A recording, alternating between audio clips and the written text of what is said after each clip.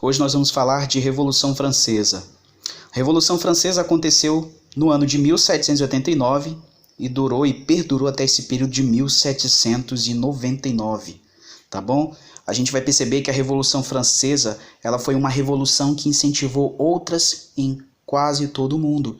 Isso porque esses ideais de liberdade, igualdade e fraternidade acabaram influenciando outras nações do mundo em busca de maior liberdade política e também por direitos. Vale lembrar e vale salientar isso, tá bom?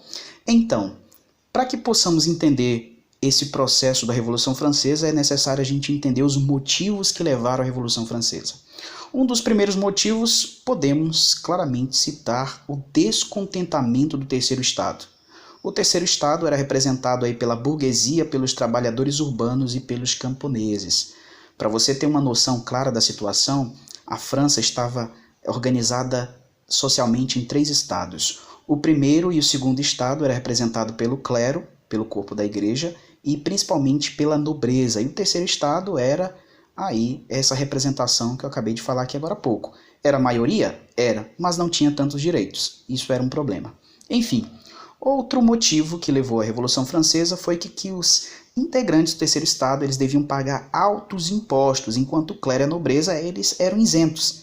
Então essa disparidade acabou gerando muita revolta em grande parte da população. Quase todas as terras do território francês estavam nas mãos da nobreza, fato que também gerou muita revolta nesse período. As pessoas que contestavam o absolutismo lá na França, elas eram presas na prisão da Bastilha, uma espécie de prisão política da monarquia francesa daquela época. E algumas eram enviadas para a guilhotina caso fossem acusadas realmente e culpadas por si. Então, tudo isso foi se amontoando, levando em consideração que as péssimas condições de vida enfrentadas pelos trabalhadores urbanos acabou também fazendo aí com que isso fosse agitado ainda mais. Isso tudo por causa da carga de trabalho elevada e os baixos salários. A gente tem que perceber também que os camponeses viviam praticamente em situação de miséria. Os elevados gastos da nobreza com luxo, com festas, banquetes, roupas caras, joias e tudo isso aí, acabou fazendo com que grande parte da população vivesse em péssimas condições de vida. Ou seja, você tira o dinheiro público para poder investir no luxo enquanto o povo vive na miséria. Então, grande parte da população questionava isso. Temos que levar em consideração também um outro motivo, foi que a alta burguesia comerciante daquela época, na França, ela queria ter um pouquinho mais de liberdade econômica. Só que o problema é que a monarquia francesa interferia muito nessa situação. Então, outra busca, outro motivo que fez com que a alta burguesia lutasse por essa liberdade. E, finalizando aqui esse ponto dos motivos que levaram à Revolução Francesa, a gente tem, obviamente, a grande influência dos ideais iluministas, que defendiam o fim do absolutismo sobre os intelectuais e integrantes da alta burguesia. A gente sabe muito bem que as ideias iluministas, a ideia de liberdade, igualdade e fraternidade, foram um dos primeiros pontos aí a serem disputados, a serem colocados para, digamos assim, como ato de conquista. Então, dentro desse contexto de luta social, o povo se deu mal. Isso tudo porque na pirâmide social quem era privilegiado era a elite, enquanto o terceiro estado infelizmente caía, na miséria. De fato, era algo triste de se imaginar. O rei Luís XVI era o rei nesse período da Revolução Francesa, tá? Era o rei que administrava a política francesa nesse período. Alguns historiadores franceses até dizem que ele não era uma má pessoa, mas, infelizmente, a sua postura política era muito falha. O seu jeito de governar o fez afundar ainda mais no buraco, Ou seja, o fez ainda se perder ainda mais, e a ser questionado e acontecer o que aconteceu. Enfim, o que nós vamos perceber é que em 1789, vai haver a convocação dos Estados Gerais na França. E um ponto de curiosidade importante disso aqui é que a Assembleia dos Estados Gerais de 1789 foi o primeiro encontro desde 1614, dos Estados Gerais franceses. uma Assembleia Geral representando aí as propriedades francesas do reino. Convocado pelo rei Luís XVI para propor aí mais soluções para os problemas financeiros do seu governo, os Estados Gerais se reuniram por várias semanas no mês de maio e junho de 1789 para tentar resolver a situação. A questão toda é que no dia 17 de junho, com o fracasso dos esforços para conciliar as três propriedades, o terceiro estado acabou se declarando redefinido como Assembleia Nacional. Uma assembleia não de fazendas, mas uma assembleia do povo, né?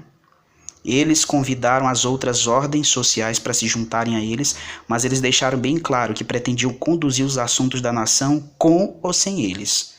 De certa forma, o rei Luís XVI, ele tentou resistir, ele tentou dissolver aí a Assembleia, mas depois de tentativas fracassadas de sabotar a Assembleia e manter as três propriedades separadas, os Estados Gerais deixaram de existir, tornando-se a Assembleia Nacional.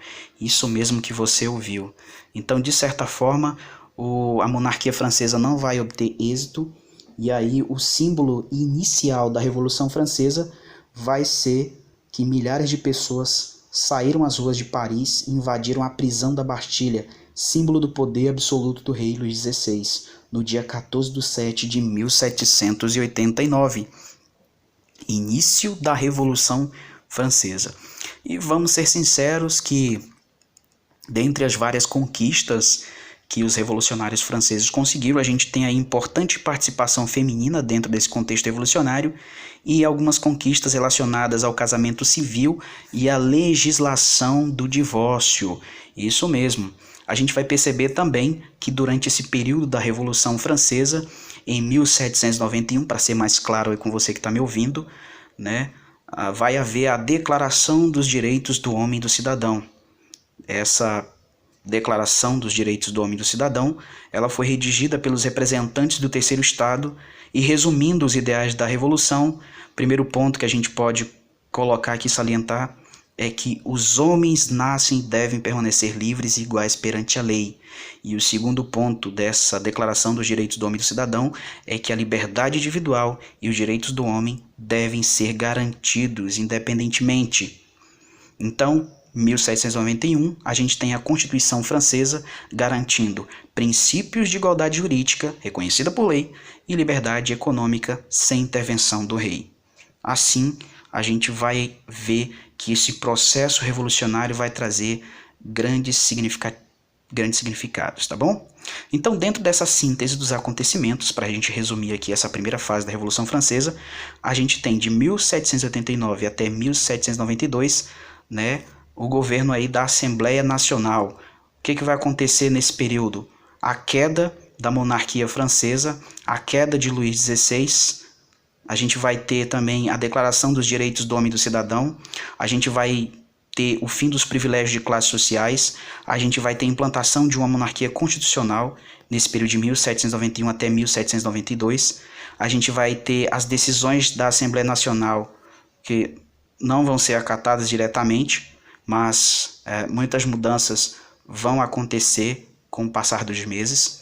E aí a gente tem uma configuração do terceiro estado nesse período revolucionário.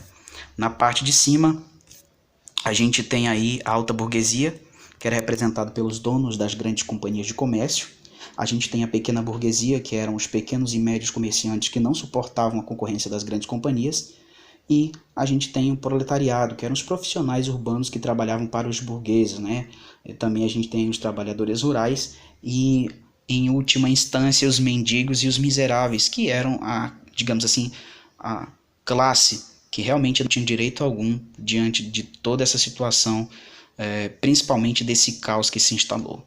Então, as desigualdades sociais, elas deram muitos motivos para confusões nesse período revolucionário. E durante a Revolução Francesa, a gente tem dois grupos políticos do terceiro estado, que faziam parte do terceiro estado, que foram destaque na Revolução Francesa. A gente tem a ala e o grupo político dos jacobinos e dos girondinos. Os jacobinos representavam a pequena burguesia e representavam aí boa parte da população. Eles se sentavam à esquerda da sala da Assembleia Nacional e defendiam a implantação de uma república, de um sufrágio universal, fim da escravidão, tabelamento dos preços e uma reforma agrária, dividir terras para a população que não tinha acesso a elas. E a gente também tem a ala política do grupo dos girondinos, que representava a alta burguesia. Eles se sentavam à direita na sala da Assembleia Nacional e eles defendiam a monarquia constitucional, defendiam um governo com menos impostos, maior liberdade econômica, com voto censitário, escravidão nas colônias de propriedade de terra. Então, assim, apesar de serem dois partidos que representavam o terceiro estado, eles tinham suas diferenças, tá? Os girondinos e jacobinos eram diferentes. Então, durante esse período de 1792 até 1793, a gente tem a instalação da República Girondina, ou seja, os girondinos chegando ao poder para tentar reverter e melhorar a situação política e econômica da França. Então, a gente tem em 1792 eles chegando ao poder, né, o fim da monarquia e proclamação da república. Em 1793, para tentar tirar essa figura monárquica, eles mandam executar o rei e toda a família real. No dia 2/6 de 1793, a gente vai ver o fim da República Girondina, devido à situação deles não conseguirem melhorar a situação econômica. Eles até que tentam, mas não conseguem. E aí a gente vai ter, em 1793, o início da ditadura jacobina, ou seja, o início do governo da ala política jacobina. O interessante é que quem era o líder da ala jacobina, né, do Partido dos Jacobinos, a ala mais radical, tá, da Revolução, foram os jacobinos. Era liderada pelo líder político jacobino Maximilien Robespierre. Ele era o líder, né, aí dos jacobinos e foi responsável pela instalação do período do terror. E aí você já deve imaginar que período do terror é porque realmente as liberdades e a pressão política desse período foi bastante tenso. Então, dentro das medidas que foram instaladas aí no governo de Robespierre, a gente tem o tabelamento de preços, o fim dos privilégios de classe e as prisões em massas, ou seja, qualquer tipo de ideia que fosse contrária ao processo revolucionário, né, era submetido, né, a julgamento. Caso fosse culpado, era guilhotinado.